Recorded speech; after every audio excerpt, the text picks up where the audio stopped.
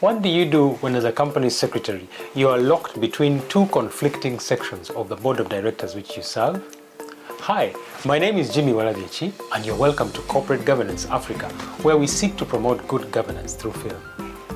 In this video, we interview Candy Wekesa Okoboi, who shared an interesting experience or incident in which she was pitted against two sections of the board.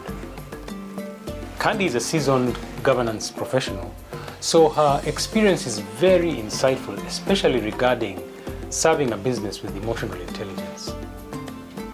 There was an item on the agenda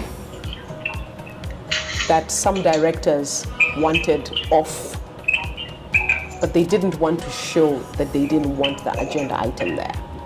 Okay? And then other directors felt very strongly about having the item on the agenda. So it was one of those really controversial things. But it had been very clear from the meeting before that that agenda item must be included. So it was part of the resolution of the previous meeting.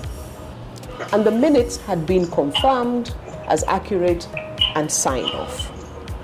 But in now this subsequent meeting, when the reality of the agenda item hit the directors who were reluctant to discuss it, they needed a foil person. And this happens all the time. Directors sometimes find themselves in a situation where they are not necessarily comfortable about raising their hand in objection. So those kinds of discussions normally become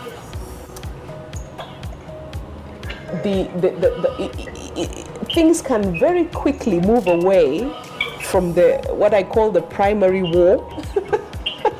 which is the friction between the director camps to the proxy war, where the directors are questioning, the efficacy of the record, the accuracy of the record, and how did we get to this position where the agenda is unclear, And of course we got there. It became my fault. It just completely became my fault. And I was rubbished and insulted, and my competency was questioned. And I'm sitting there getting all these attacks from both the pro agenda item and the opposite camp. And it goes on for a couple of minutes, and then you realize, okay, that needed to happen so that we can move forward. And I just asked the chairman whether we could have a coffee break.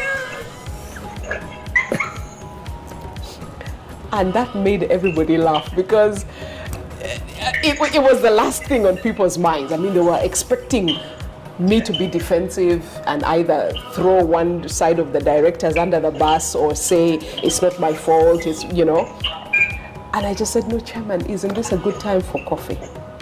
And the chairman said, absolutely. So we broke for coffee. And in that time, I just asked the chair to bridge the camps, kindly talk to the different the leaders of the different camps and get some consensus, so that when we get back to the meeting, we agree on whether this agenda item is going to stay or not, or whether we should take it to a committee. But in that coffee break, I was able to get the support of the chair to bring some peace to the warring factions, and to take me off the center of the attack, But it was dramatic. I mean, clearly from this example, a company secretary needs emotional intelligence in order to handle difficult situations in his or her line of work. Emotional intelligence was popularized by Daniel Goleman in 1995. Daniel Goleman gives 5 components of emotional intelligence.